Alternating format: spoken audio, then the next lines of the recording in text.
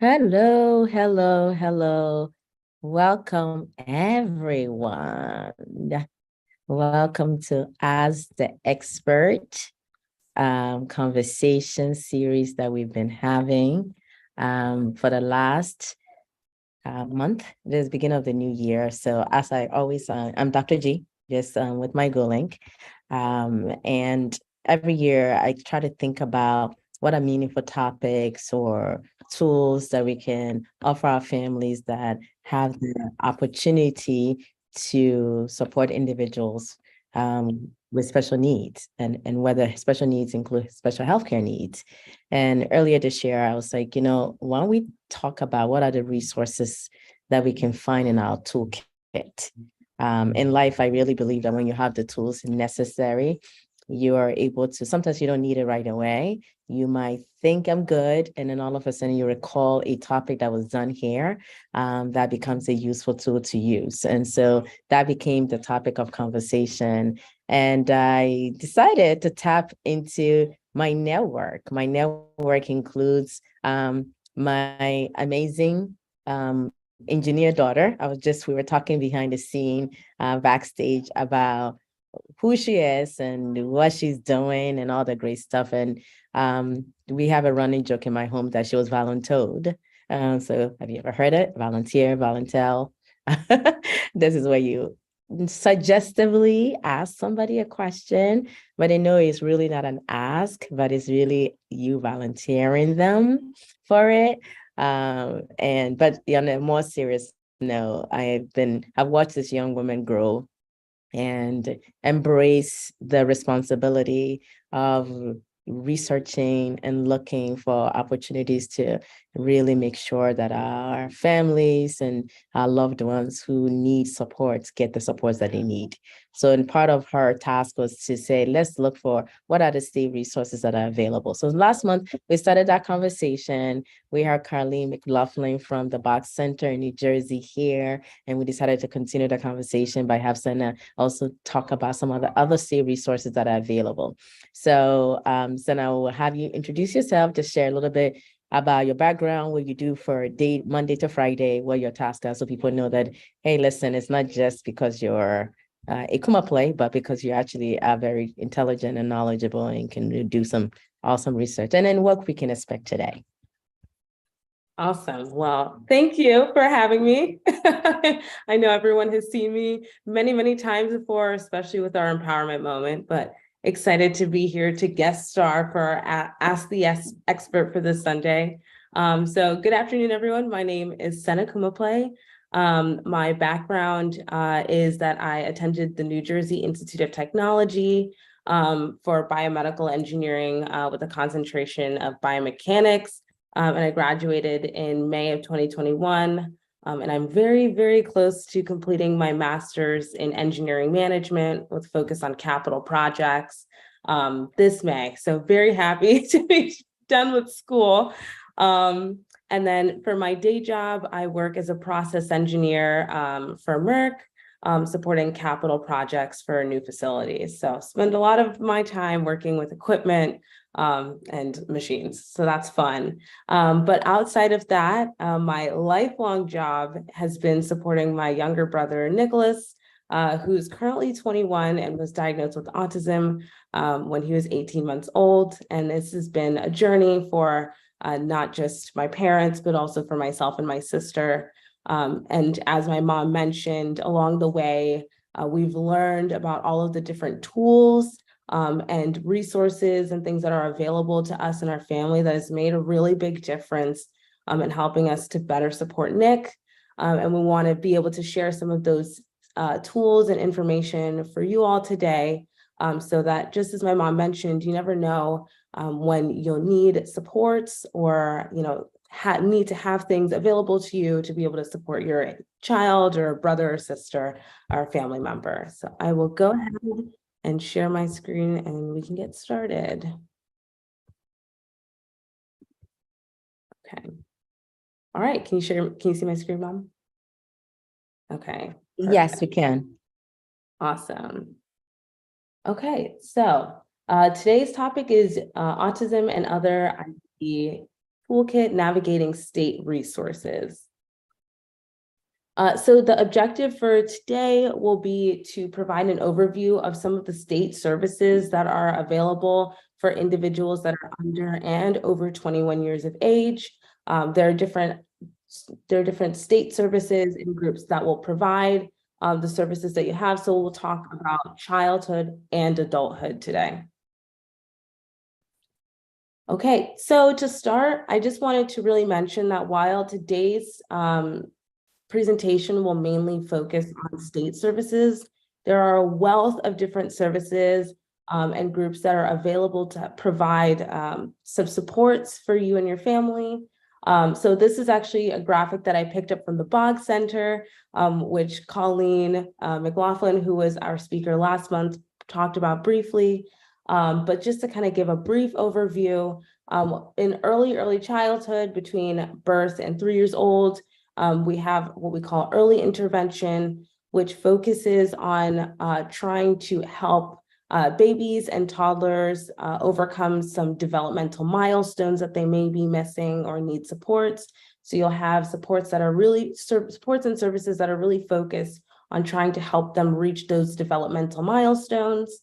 Between the ages of 3 and 5, you have preschool education.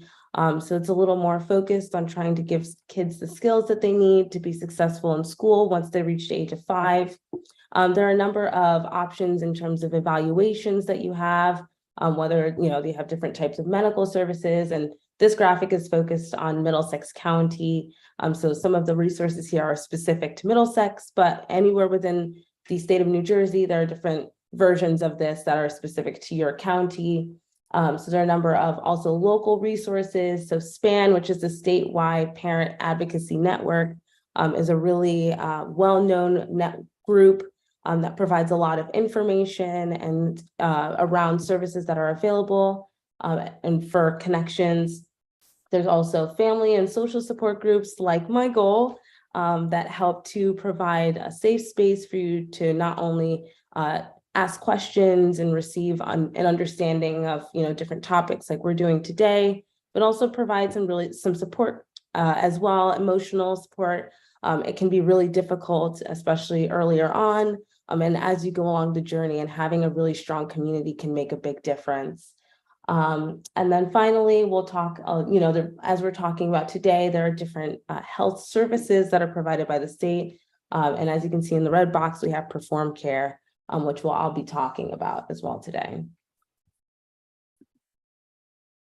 Okay, so to jump in, big question is, what are the state services that provide services to school-age children? So every state has different services or different methods in which they provide services to families. So I'll be focusing on the state of New Jersey, which is where we're based. Within New Jersey, we have the Department of Children and Families, which focuses on children and family services, which has a wide variety of services that they can provide. We have the Children's System of Care, which is focused on children and the services that they provide. And Perform Care is the administrator that helps to connect families to those services that the Children's System of Care can help to provide. So as I mentioned, that's the Children's System of Care.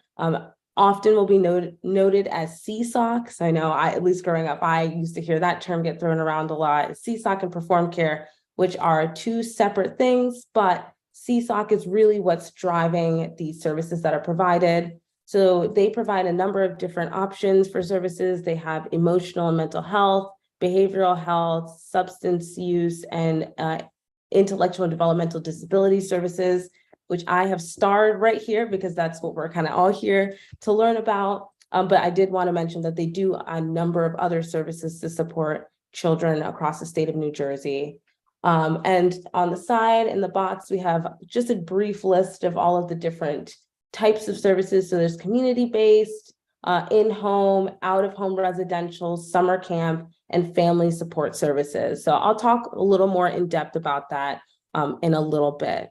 But the goal is really to meet the needs of children with IDD that aren't necessarily getting all of their needs met through school through services that are reimbursable through health insurance or other existing supports. So this is really to try and help and fill the gaps where school and home and parents aren't necessarily able to meet on their own.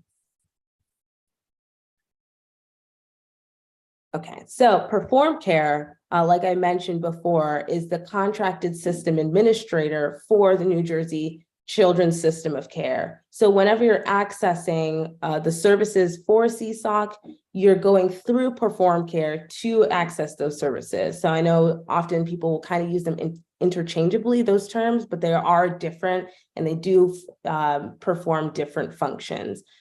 So when you're applying to receive services through CSOC, you'll be applying through Perform Care, and they'll be helping you navigate the system services. So just wanting to make that distinction so everyone has a clear understanding of how those two are related, and how you're able to actually access CSOC services. So what we're all here for is what services do they actually provide? So to start, community-based services are services that help an individual in interacting with their community, whether it's engaging in, at church, in the park, going out to certain different types of events. You can have supports that are in place to help an individual kind of get out and really get to explore their community. I know for myself growing up, that was something that was very important to me, is making sure that my brother had the ability to go out into the community and really be able to engage and interact. And so you're able to access some of those services in order to make sure the individual is able to, go out and, engage with those around them within their community. Intensive in-home services. So, typically when people think of services, they imagine that, hey, I have to go out, whether it's to a traditional office. So for example, I remember when we were younger, we used to take Nick to Children's Specialized Hospital where he received OT and things like that. But there's also options to have services come to your home and support the individual within their home. So there's different types of services. There's clinical and therapeutic interventions. So that relates more towards restoring like functional level, especially when there's a specific episode or event that happens or a life stressor. Some of those interventions can be had within the home. There's applied behavioral analysis, which for many parents that have been in the school system are well aware of. But you can also receive some of those services at home, and that's really targeted towards helping them with self-help, communication, and adaptive skills.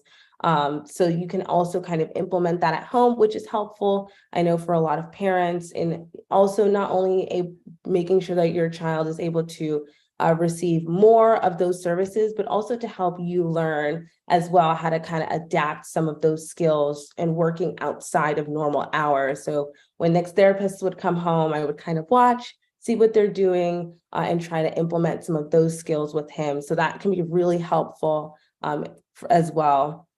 And the last, which I think has been really important, at least I know for me, and seeing how Nick has progressed, is individual support services. So that is any services that help in the development of activities of daily living. So that includes self-care tasks and being able to engage independently within the community.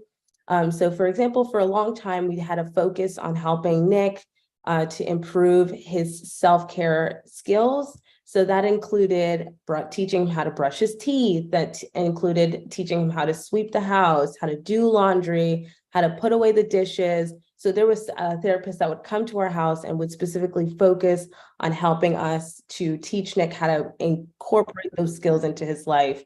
Now, did he, like any kid, want to do that on his own? No, but it really gave us a strong foundation for helping to encourage him to learn how to be more independent. So those were some of the services that we received and has really helped Nick to learn to be a little more independent. The next type of services would be family support services, which I actually have at the bottom, but I'm going to talk about first.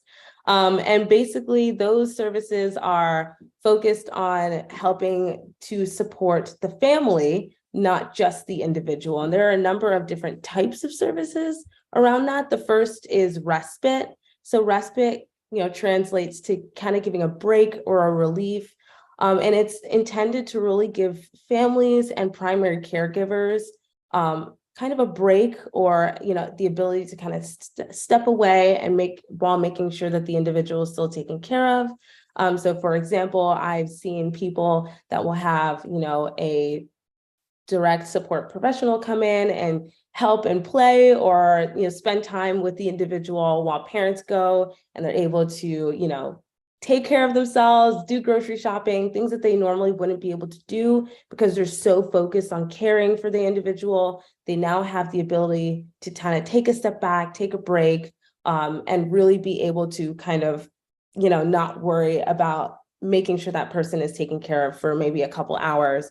There's different durations and contexts in which you can leverage these services. They have home-based services, after-school programs, overnight stays, weekend recreation. So there are different, forms in which respite can take, but it also is dependent on how the funding is allocated, which you can work with Perform Care or a CSOC in order to determine the level of respite you're able to leverage. But did want to mention that that's really helpful.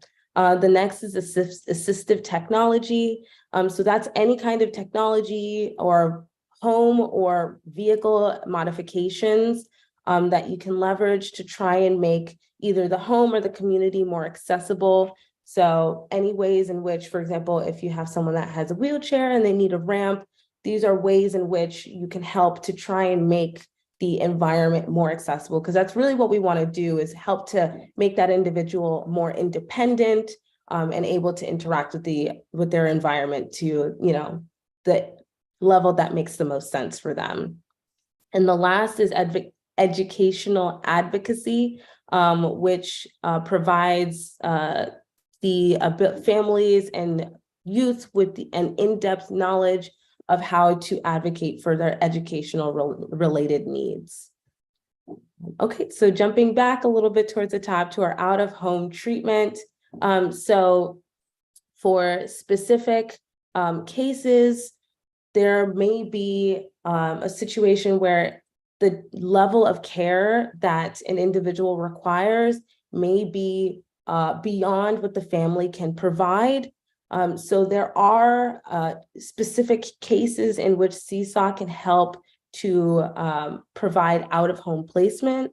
But I do want to mention that the goal of CSOC is to try and provide as much support that the child needs for the home, and connecting them to their community from their home and from the time they spend with their family. So while out-of-home placement is an option, CSOC tries to help to provide the necessary supports to make sure that the child is able to, and the family is able to support them within their home. So that is an option, but did want to mention that the goal is really to try and provide as much support to the family as possible. And the last is summer camp services.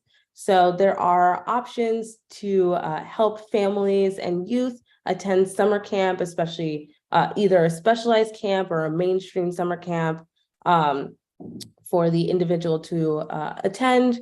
So you can have an extra one-on-one aide or someone that's dedicated to the individual, just to make sure that they have the support that they need in order to attend the summer camp. I know growing up, summer camps were a really big deal for me and was a really big part of my experience. We want to make sure that everyone has the opportunity to go away to camp. I know sending Nick to camp for our family was a really big deal, and he was very excited to go. He sometimes didn't even want to say bye when we were leaving. So we want to make sure that we provide enough support so that every individual feels supported and is able to have those kind of experiences as well. Okay, so in terms of eligibility, there are different points in which or different criteria in which you'll need to fulfill in order to be eligible for these types of services. The first is the child needs to be under the age of 21, Once they reach the age of over 21, they then enter a different division, which is the Division of Developmental Disabilities. So that's kind of a separate pathway. The child's parent will need to be a legal guardian, will need to be a resident of the state of New Jersey. They'll need to be a citizen or permanent resident. The individual will need to demonstrate a diagnosis of intellectual developmental disabilities, and then demonstrate limitation in 3 or more categories, which I have listed here. And then in terms of how to apply, there are 4 main forms that you'll need to fill out. And I will share my screen. Hold on, let me escape. And I can give everyone kind of a peek at what those forms look like. If you do have challenges or need a little bit of extra help understanding how to navigate and apply, you're more than welcome to also call Perform Care directly, and they can really talk you through the process. But as I mentioned before, hold on, let me zoom in. There are different criteria. So this document, which I will have linked to the PowerPoint presentation, and I'll show that slide later, has a list of all of the requirements that I mentioned earlier and all of the documents that will fulfill that criteria. So for example, to prove that they're within the correct age, you'll need a copy of their birth certificate. The parent is a legal guardian. There are different types of, documentation that will prove that, stuff like that. So as you can see, we have this document here, and it really spells out exactly what, acceptable evaluations are applicable, stuff like that. So there are these documents that's this document that's available on Perform Care's website, and you can take a look at that as well. There's also just a general application form. So this is the first one. This has the application information and declaration. So all of your basic information, which again, you'll provide documentation for residential status, stuff like that. There's also the child adaptive behavioral summary. And that really talks about specifically what are their abilities, where do they have a lot of independence, and where are areas that will need support. This document will help to govern and provide context for the level of supports or needs that the individual will need. So for example, there's a section on activities of daily living. So how are they able to feed themselves, in terms of how are they able to, take care of their hygiene, things like that. So that's all information that you'll need to fill out to help kind of provide context for the level of supports that are needed. There's also documentation around making sure that you have all the correct documents that you'll need, and then a HIPAA form as well. So those are some of the examples of information that you'll need. Okay, let me go back to share the presentation. Okay.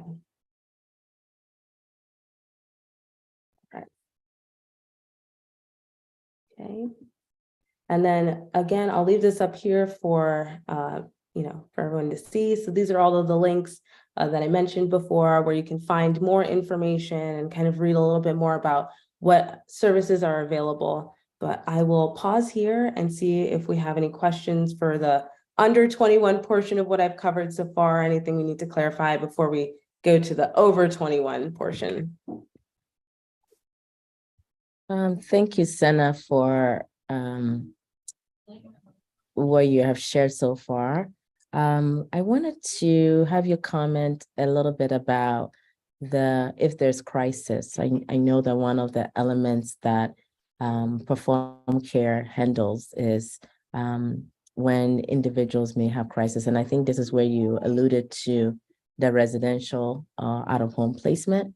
Oftentimes, there may be in scenarios where individuals at home may be struggling or having some challenges. Perform Care will be another, in addition to obviously calling your doctor's office or calling your clinician, this resource is also there, and they can send the crisis mobile unit to come by and evaluate. And then there's also the benefit of having the CMO, which is the care management organization that may be assigned to individuals who need that extra supports. Can you just comment about that a little bit if you have that info? Yeah, sure. So the services that you're referring to is the mobile response and stabilization services, or called MRSS. So they provide response for youth or individuals that are having challenges with, any stressors or challenges that they're having within the home. So it's intended to kind of be like an emergency intervention for families that are having challenges. So I believe you are able to call CSOC, and then they have, a unit that will be able to respond to you. They can arrive, I believe, within an hour, and then based on the needs, they can help to kind of either dissipate the situation, and that's currently happening, and help to provide support for how to, better prevent those types of situations from happening. And that's kind of what triggers the like out of home placement. Right. So just also to kind of add to that, I think what is crucial here is that under the age of 21, this tool of being connected to CSOC is important because it enables you to be able to have access to resources if and when you need it. So the goal here is that in addition to the individual needing supports through school system, right? So they have their IEP, which is the individualized education plan that enables them to get both regular educational resources and then also the related supports and services. This is in addition to, because oftentimes, like you alluded earlier, that the individual may be struggling with doing activities of daily living. And, parents obviously will use their natural resources to do so, but oftentimes you need some expertise to help you do that. And so this resource is there for that purpose. So the recommendation is, if people are hearing us today, is just make sure that you apply, whether you need it or not. I mean, the benefit of the camp is amazing. There's really great camps out there. The benefit of the respite, which you mentioned, is both that opportunity to really get the break that parents need and caregivers need. I think that's really, really important. So if there are resources out there that allows you to get it, please do so. So this is one of the values of our under 21, in addition to school, in addition to community-based supports and services, that you do have the support through the state to really help you support your loved one. The crisis mobile stuff, I really want to highlight that because a lot of parents go through challenges where the individuals may be having outbursts of behaviors, and that's significant. And rather than try to do this on your own, you should have tools in place to support you. So if you don't need it, you don't use it. Now, mind you, Perform Care, once you do get enrolled in the program, you'll be provided a cyber ID number. Then you can then determine whether you need the supports or services or not. So that cyber ID number is what you keep. They will require you to do a yearly application review to determine still if the need for services is there with you. So parents, please make sure you always call in for your yearly review, because like I said, you never know when you need the supports and services. I know there was a breaking point where we needed that additional supports in terms of Nick going through puberty and the challenges that come with that. And thankfully, because we leverage all tools and resources, including family and friends and all that stuff, we're able to do that. And I believe that, this is the reason why we wanted to just make sure people have that information on hand. And as she's going to transition a little bit into the adult services for a minute, the tools that you have or information you provide to Perform Care over the years will definitely also help you if you need it to go into the adult services. So once again, it's just really important that families are aware of what tools that they need. So I just wanted to pause there, and like she said, if anybody has any questions so far regarding under 21 supports and services through the state. We have a few people in the Zoom room with us. If not, you can type in your questions in the chat, or even if you can, type in your own personal experiences. I will warn you that many parents have complained that process of the form completion is not the easiest. So if you need help with that, like Sena showed you all the forms here, it's doable. Don't get discouraged if they say you're not eligible. Please don't listen to that. Just make sure that you just complete the forms because you just never know when they need it. It's like insurance. You never know when you need it. And at least it'll be there for you if you do. All right.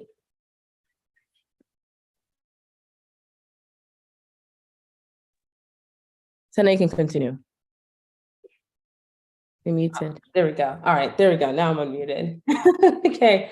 All right, let me go to the next slide. So once you hit the age of 21, you switch over from now you're no longer within the children's system of care, but now you're focused for services, or where you'll be receiving services is from the Department of Developmental Disabilities. And they serve anyone that is over the age of 21.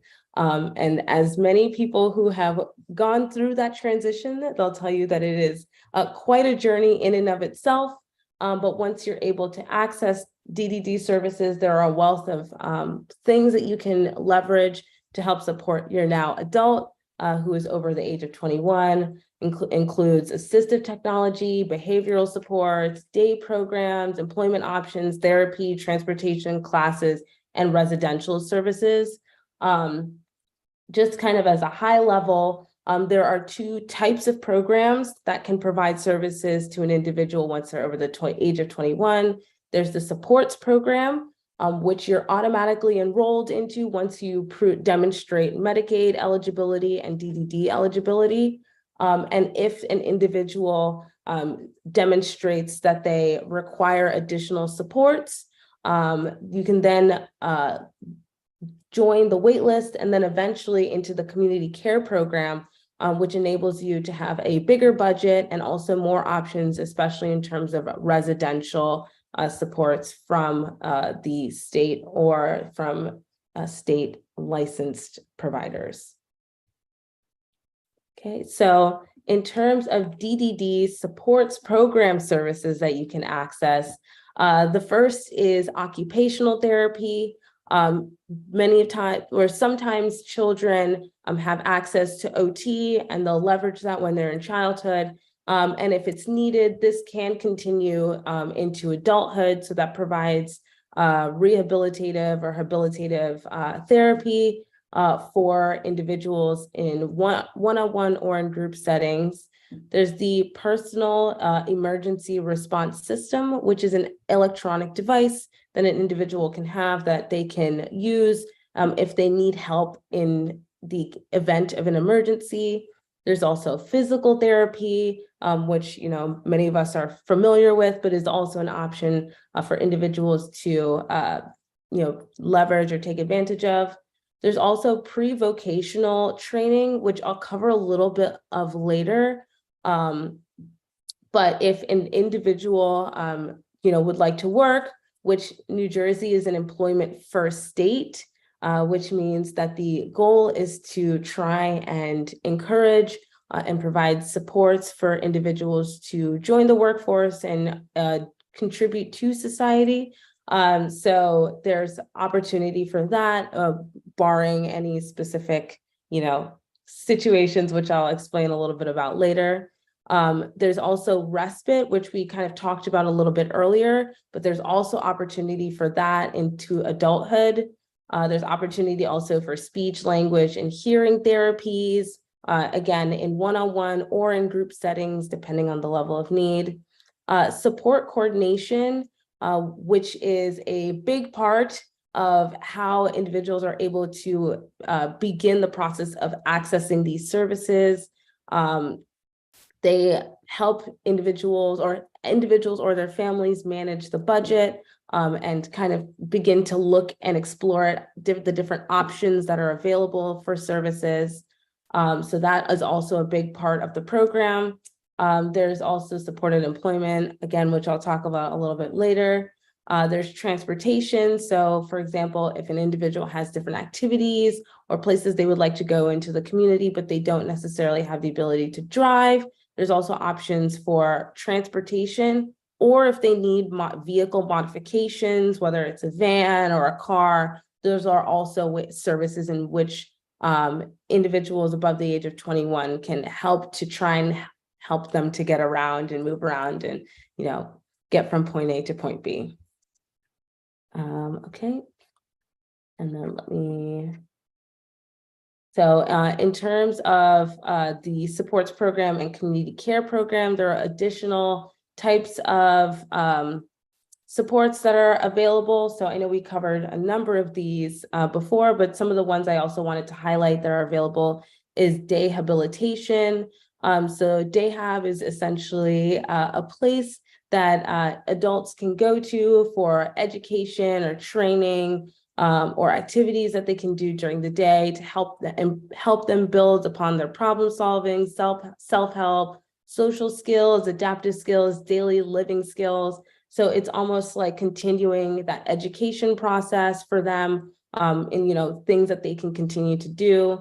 There's also different types of fiscal management services, goods and services. So that's anything that they really need to help them navigate their community. There's different types of interpreter services. So for example, if someone is deaf of hard of hearing, there are also the ability for them to have an interpreter with them as well. So there are a wealth of different options. And again, I have a document at the end with links that gives a full explanation of all of these, but can continue to move on from here. So as I mentioned before, there are different criteria for accessing your supports versus your community care program eligibility. Everyone is enrolled into the supports program, and you'll have access to that. But if you demonstrate need for the community care program and aren't able to get in right away, you still have full access to the supports program until that time. So in order to enroll, once you demonstrate eligibility, want to put this, make sure this is clear that you have to have Medicaid and DDD eligibility. And once those requirements are fulfilled, you then can access those services. So first you either select or you're assigned a support coordination agency. The support coordination agency assigns you a support coordinator. They work with you to try and get set up. There are different types of documents that you'll have to work through, including the program participant enrollment agreement. And once all of those documents are signed, then you're able to move forward with selection and using some of those services that are available. For the community care program, I know we kind of mentioned this before, but you have to meet a specific level of care, which is the intermediate care facilities for individuals, that level of care. And then that's also determined based on the NJCAT and other documentation. And once you fulfill those requirements, then you can end up on the community care wait list. Or if you're deemed an emergency, then you can automatically move into the community care program. And the process is exactly the same as the support program, with working with your support coordination agency and the coordinator before you're able to leverage some of those services.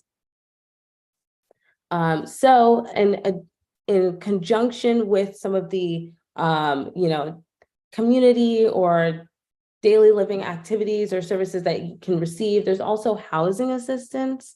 So you can receive assistance whether you're in the supports program or the community care program. Both are similar, except the community care program, you're able to receive housing support for if an individual is placed out of the home. So that's either in or out of the home if you're with a licensed home or apartment, or if you're with a provider agency such as a group home or supervised apartment situation. There's also rental subsidies through the Supportive Housing Connection. So that's for anyone who would like to live in a facility that's not owned by the individual or the family, but fits within the DDD's published rental standards, or if they do live in a group home, such situation or a supervised apartment. So they can receive, funding to help to subsidize some of the costs of living, including rent. Okay, so on top of all of that I mentioned before, there's also opportunities for vocational rehabilitation services. That's through the Department of Labor and Workforce Development. So as I mentioned before, New Jersey is an employment first state. So we try to evaluate, what are the different options for employment? How can we best support individuals so that they can get a job, and make their own money, as many of us have the opportunity to do. So that comes in different forms, including career counseling.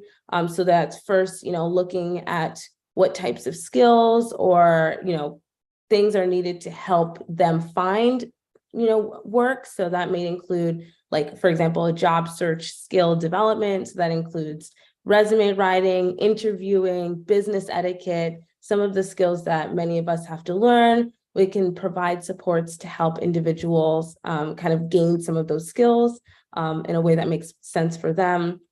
There's also job placement and supported employment services. So that includes job coaching. So that can be helping them to learn the skills that they need in order to effectively perform a specific role or job. And sometimes you can also continue some of those services throughout while they're working through supported employment or long-term follow along, which means that they're able to have coaching or assistance either while they're actively doing their job or from time to time doing kind of periodic check-ins so that they can have some assistance there as they're, performing their job. There's also pre-employment transition services. So beginning at the age of 14, individuals can connect to DVRS, which is the vocational rehabilitation services. And it can help them while they're still in secondary school or high school, begin to develop those skills and go out kind of into the community, see what types of jobs are out there for them to, kind of get a sense and get into the right frame of mind. So that's, I know when my sister was applying for college, taking her out to schools, getting her to tour school so that she kind of understands, what things look like and what college looks like. In the same way, we can do the exact same thing for individuals before they reach the age of 21. So there are a number of different types of services within the Department of Labor and Workforce to help upskill individuals for full-time employment or for part-time employment. And once these services are exhausted, or if additional services are needed that doesn't fulfill, DDD can also step in to help and kind of bridge that gap. But that's based on the caveat that the DVRS services are leveraged first. So there's assistive technology, there's career planning, like we mentioned before. There's goods and services, there's pre-vocational training, there's supported employment in small group settings. So there's a wealth of different types of ways in which DDD can support. But again, the purpose is to really try and leverage DVRS, which already has some of those systems and supports in place already. And then also transportation as well. So these are some of the links that I have specific for DDD. I'll come back to them. Something I did also want to mention is that there is supports around post-secondary education. So that's colleges, universities, that's vocational or technical schools. There are different types of ways in which individuals that would like to go to college can do so. If you're at a 2 or a 4-year university, you can register with the Office of Disability Services and receive specific accommodations while they're at the school. And there's also different types of education options, including vocational schools, apprenticeships, continuing education, things like that, that individuals can all leverage after they turn 21. I know at my school, we had which I will bring up, there's an academic office called the Office of Accessibility, Resources and Services, and their main role is to try and provide accommodation and supports for different students. I know my freshman year of college, in my chemistry class, there was someone in my class that needed additional help with note taking. So what the Office of Accessibility did was they reached out to our class. They said, hey, would anyone be willing to share your notes with our office? And they provided the notes to that individual. So I ended up volunteering, and I would just take my notes from class that day, provide it to the office, and whoever that person was, they obviously didn't tell the rest of the class who it was, but they have the opportunity to be able to see the notes for, whatever accommodation they need. So there's different types of academic resources that they have, different applications that you can use. So this is all just to demonstrate, this is NJIT, and I'm only using them as an example because I happen to have gone there and I still go there, so I'm well acquainted. But this is just to demonstrate that there are resources wherever you go. And at the college level, instead of having an IEP, that's the IEP, you will have a 504 plan.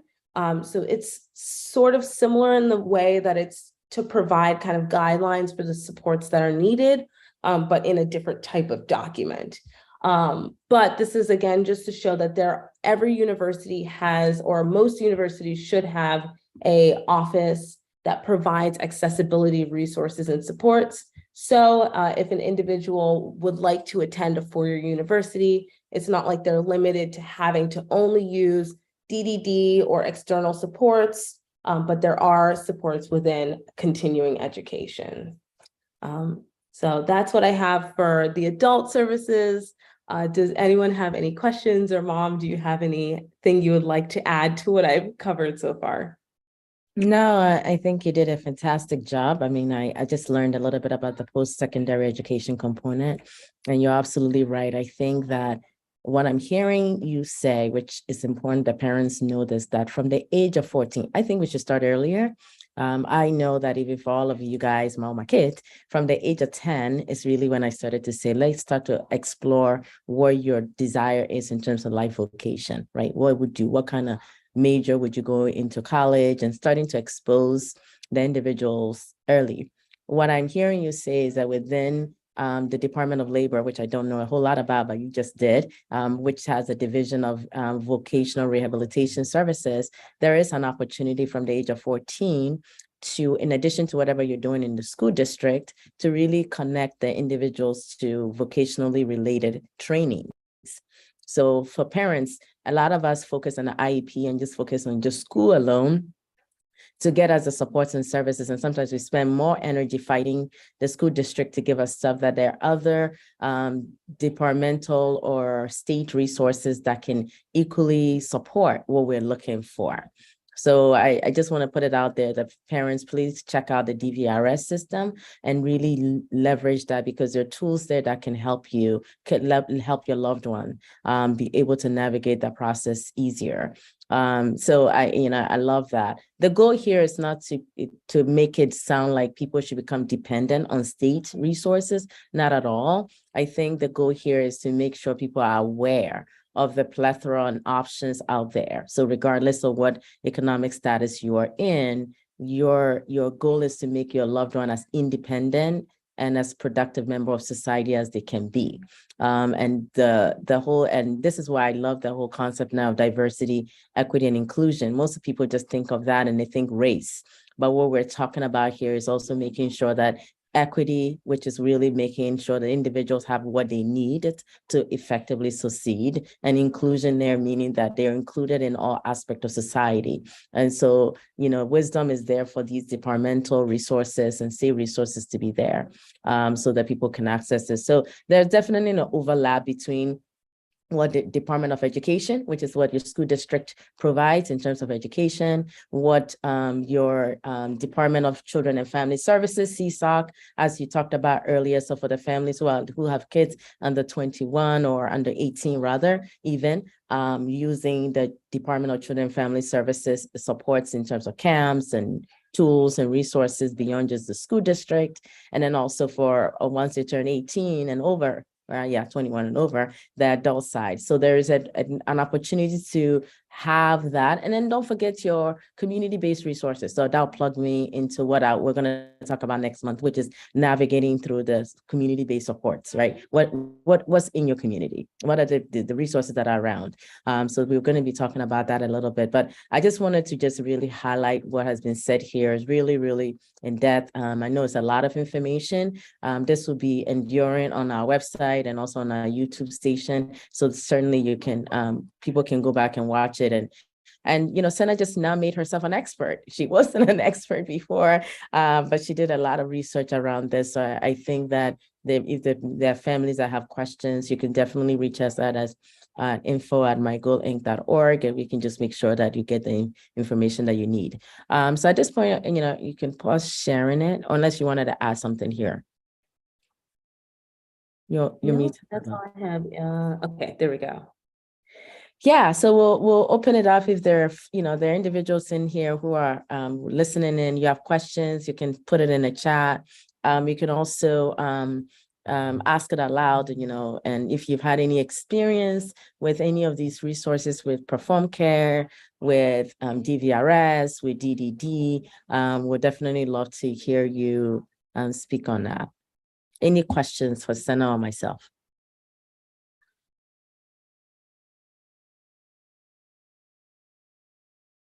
I'm muting myself and talking.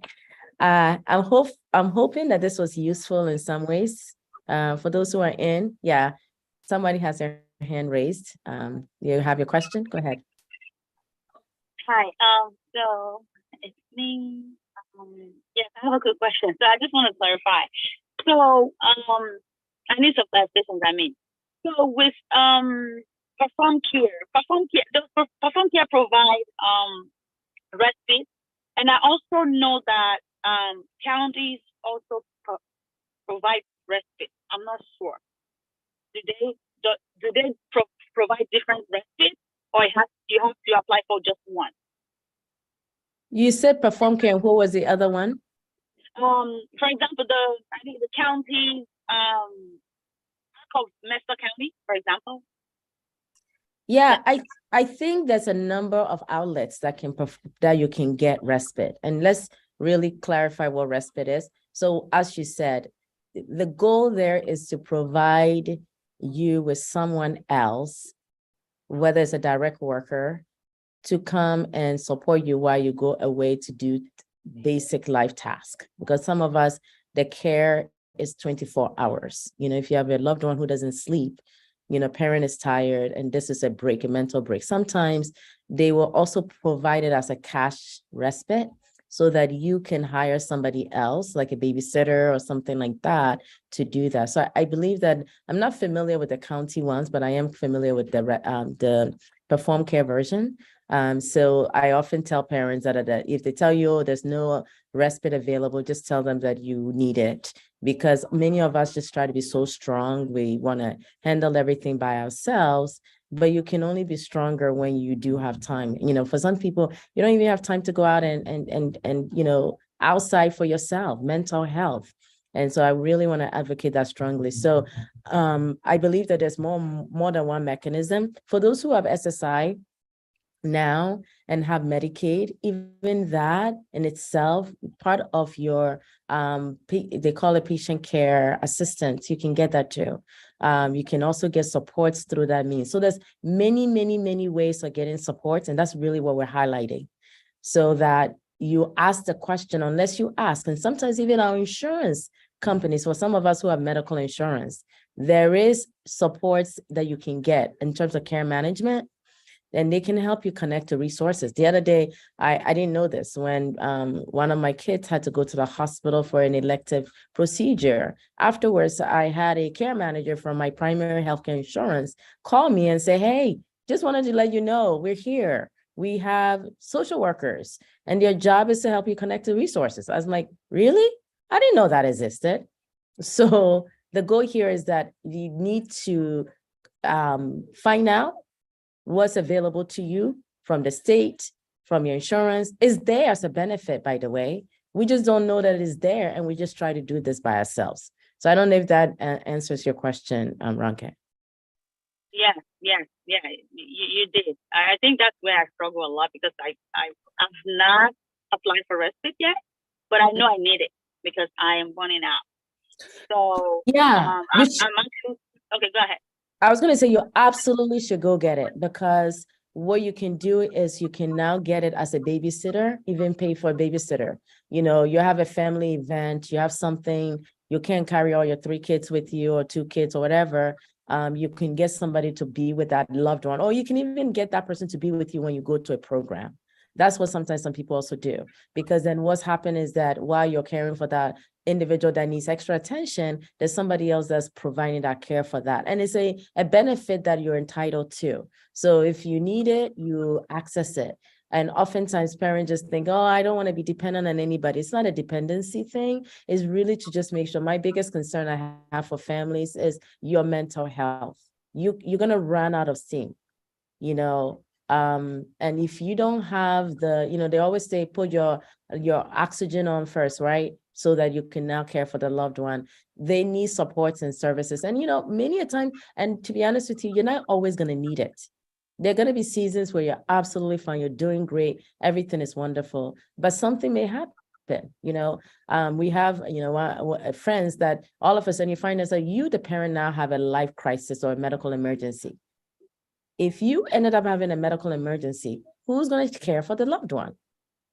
Are you now going to, so if you have something in place, then when an emergency happens, you can trigger your emergency system right away. You know, so I always say that put protocols in place. Families out there, if you're hearing me, listen to me, please don't be ashamed of your loved one that needs extra supports. What you're doing is you're making sure, God forbid, something happens to you. There are people who know exactly what they need to do for your loved one. That's all it is. And if you don't need it, it's fine. But we are not an island, and we need the supports and services as much as we can. So that's what it is. So at least for those who say, I don't want to go through the state, I don't want to keep my own business. I believe that you do what's right for your loved one. I'm not going to tell you what to do, but I just want to encourage you to at least learn about it. And if you need it, great. If not, guess what? There may be somebody you'll meet who needs it. So you can kind of share that information with that person. Any other questions, comment?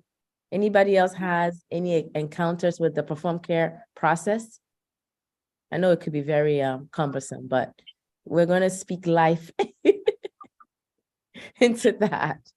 The other thing I also want to mention here is the CMO, the Care Management Organization. So that becomes a tool, especially if you find that you need a 24-hour care and your loved one is less than 21. Do whatever you can to get a care manager, CMO, because that's their job, as what Sena alluded to in the adult side, support coordination, right? When they're 21, they get assigned a support coordinator. That person helps you navigate. But right now, you're under 21 and you're trying to figure this out by yourself. I mean, and it's like incredulous to me how people are supposed to do that. So the other day I was listening to a parent and who just moved out of district. Okay, don't get me started out of district placement. Moved from one district to another. And in one district, she had a really great program because the child was in a very good program out of district. In the new town she moved to, they don't recommend or they don't promote out of district placement. They try to do it themselves. The problem is that once they brought the person back in district, they could not. And now this person is now stable or regressing. So here we are. And so I just want to highlight that to you. If you're a parent listening to me right now, and you're planning on moving your family to a new town, do your very best to go visit the school district, find out what your resources are, what tools they have, what is the recreation department like in your town that you're moving into, because it makes a difference, the town you live in.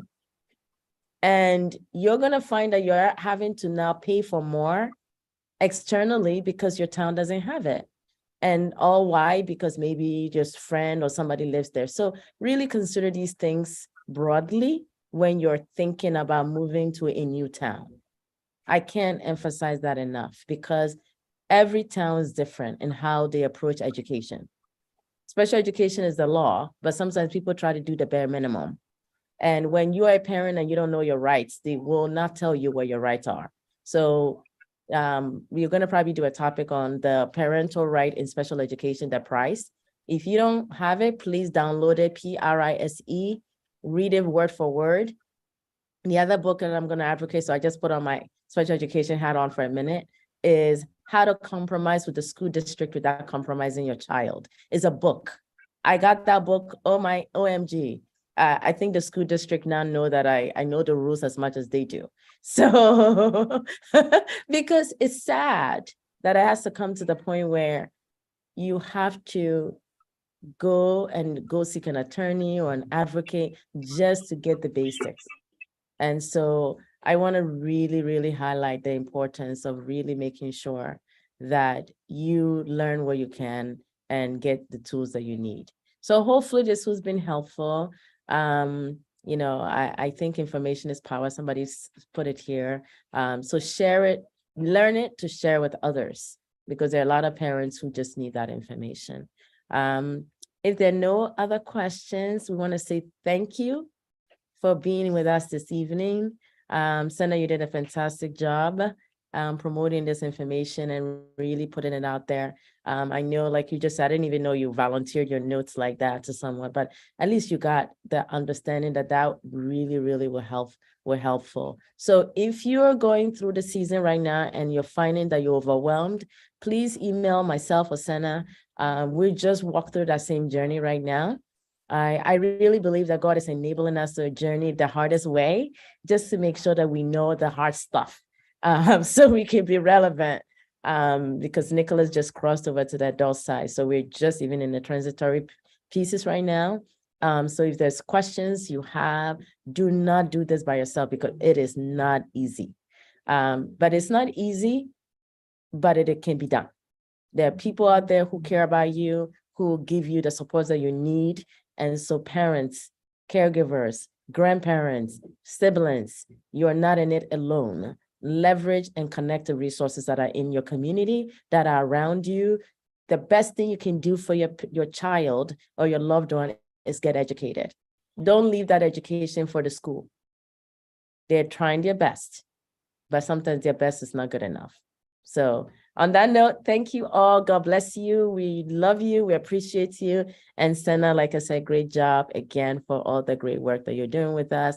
And you know, the audio and video will be, the video rather, will be on our YouTube station. So please go back and connect to that. The things that she shared, and I'm sure will be useful to you. On that note, thank you everyone, and have a great evening.